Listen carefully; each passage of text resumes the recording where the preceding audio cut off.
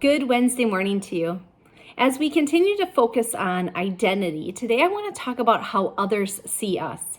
Now, if you listened to the daily devotional yesterday, I'm using the gospel text from last Sunday. I was supposed to preach, and because of COVID, I was sent home. I was restricted to not being able to preach to anyone but my own family. And I did all this work, and so I thought I would share it as part of our daily devotionals this week. Yesterday, I talked about who we are, how we see ourselves from the frame of Luke chapter 8. And these are verses 27 through 39. It's a story that exists in all of the synoptic gospels, meaning Matthew, Mark, and Luke all choose to have this specific story located within the gospel narrative.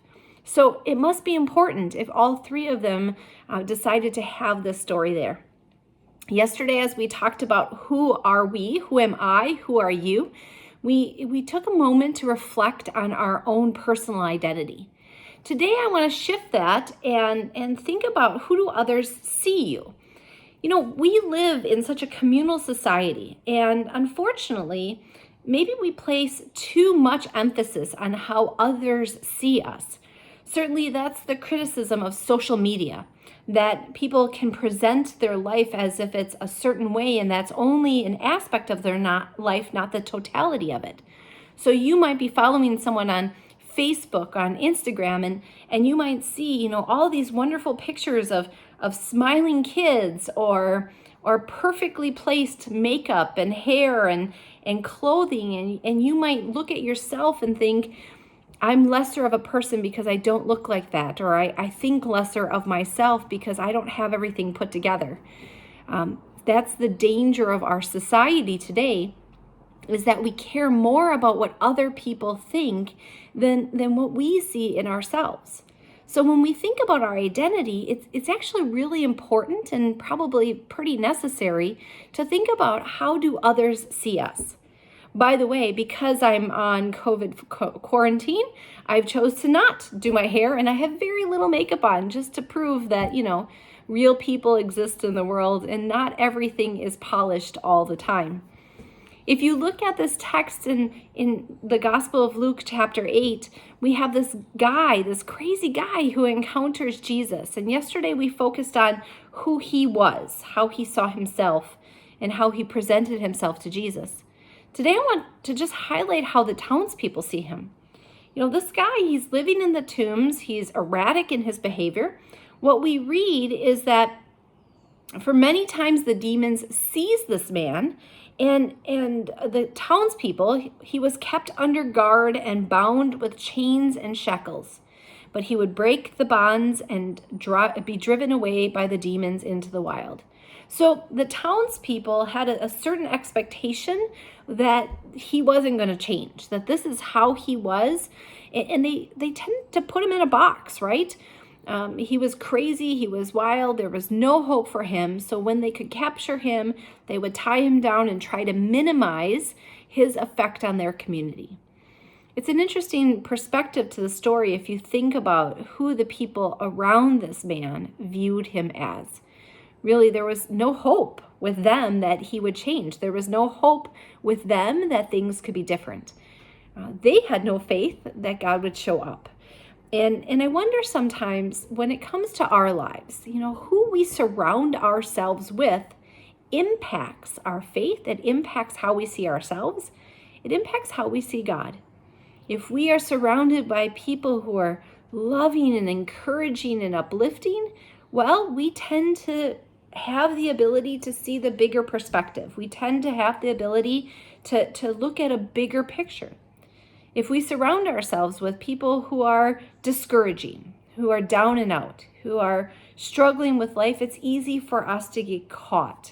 What is that age-old saying?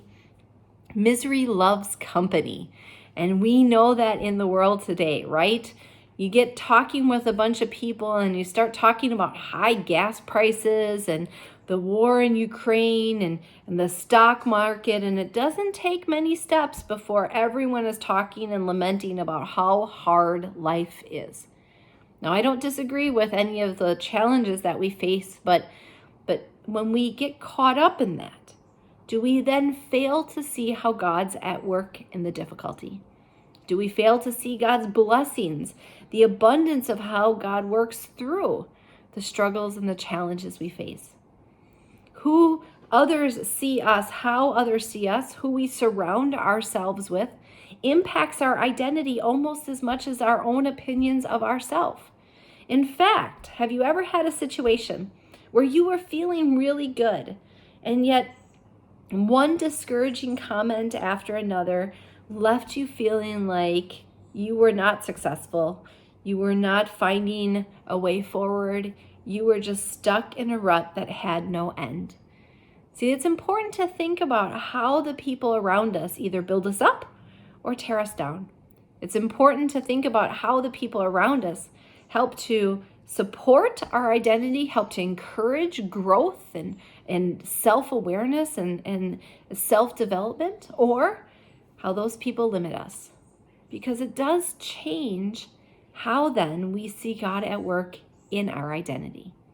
Yesterday we focused at who am I? Today, I want you to focus on who do you surround yourselves with.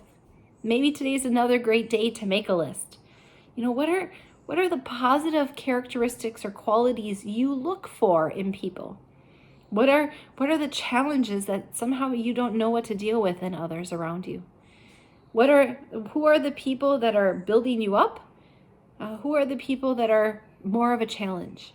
And for those people that are building you up, it might be even kind of cool to send them a note, send them a text, or give them a call and say, you know what, I really appreciate you because you encourage me in ways that no one else does.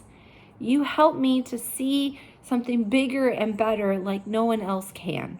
Sometimes that encouragement for that person who's doing it for you becomes exactly what they need to hear so they can continue to move forward. Our communities matter. And for the man in our gospel, his community was not going to get him anywhere further than where he was. Tomorrow, we meet Jesus. And of course, Jesus changes everything. So as you think about your life, as you're thinking about your own identity, I challenge you to think about your networks and your circles and the people you surround yourself with. I hope that you're seeing some good things. Maybe you're seeing a pattern. Maybe you're in a season of life where you're just kind of drawn to a certain voice. Maybe that's an opportunity as well.